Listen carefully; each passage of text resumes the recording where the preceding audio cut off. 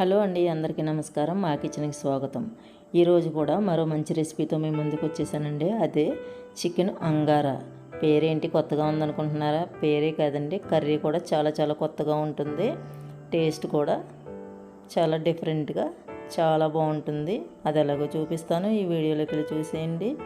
ఈ curry smoky ఫ్లేవర్తో చాలా చాలా బాగుందండి. ముందుగా వీడియో చూస్తున్నవారు ఒక లైక్ అయితే చేయండి. ఈ కర్రీ కోసం మనకు ఫ్రైడ్ ఆనియన్స్ అనేది కావాలండి. ఇలాగ ప్యాన్ పెట్టుకొని కొద్దిగా ఆయిల్ వేసుకొని పొడవుగా కట్ చేసుకున్న ఆనియన్స్ని ఇలాగా గట్టిగా చేత్తో నలుపుతూ వేశారంటే అది రేకలు రేకలుగా విడిపోతుందండి.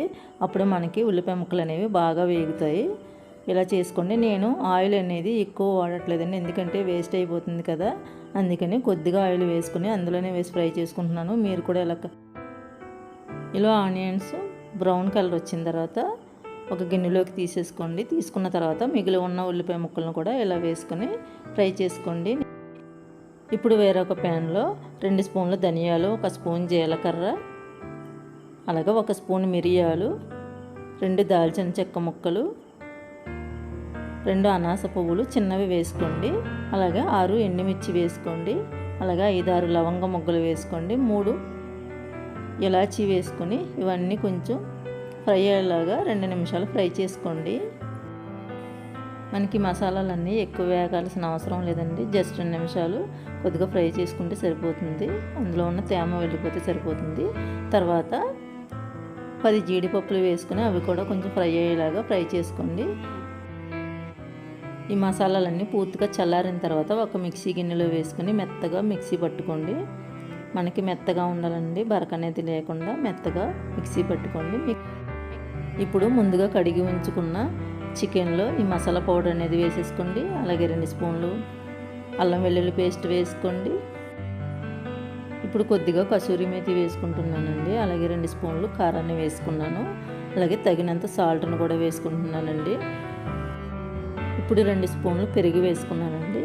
తర్వాత ఒక కప్పు ఆయిల్ అనేది వేసుకున్నాను.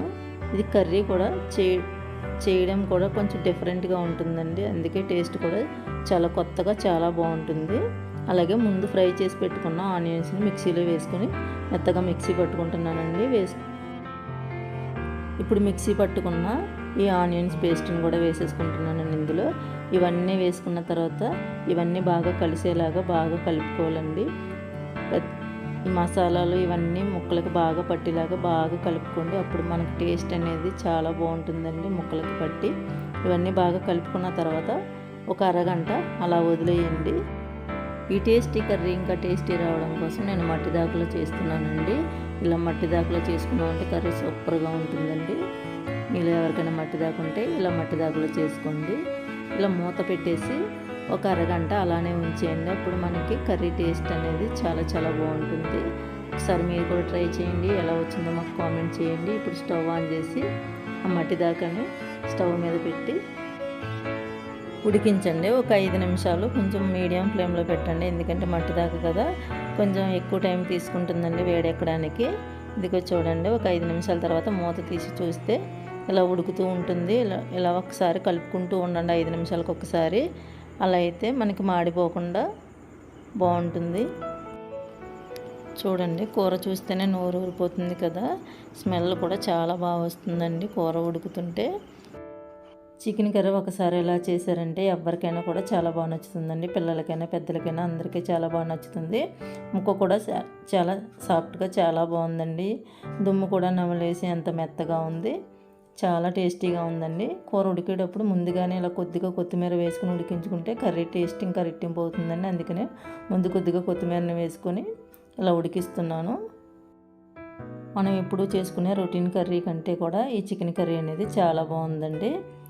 ఒకసారి అలా ట్రై చేయండి. అలాగే ఈ కర్రీ స్మోకీ ఫ్లేవర్ రావడం కోసం కర్రీలో ఒక చిన్న గిన్నెని పెట్టుకోండి. తర్వాత మనం పొయ్యి మీద కాల్చుకున్న బొగ్గిలను వేసుకోండి. వేసుకున్న తర్వాత అందులో కొద్దిగా నెయ్యి వేసుకోండి. వేసుకుంటే ఇలాగా మీకు స్మోకింగ్ అనేది వస్తుందండి. తర్వాత మూత పెట్టేస్తే మనకి తందూరి చికెన్ టైప్లో ఈ స్మెల్ అనేది ఉంటుంది. టేస్ట్ కూడా కొత్తగా చాలా టేస్టీగా ఉందండి.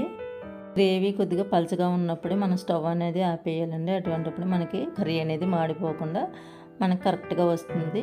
ఇప్పుడు ఈ కర్రీలో వాటర్ అనేది వేయలేదండి. మనకి చికెన్ నుంచి వచ్చిన వాటర్ తోటి కర్రీ అనేది ఉడుకుతుంది.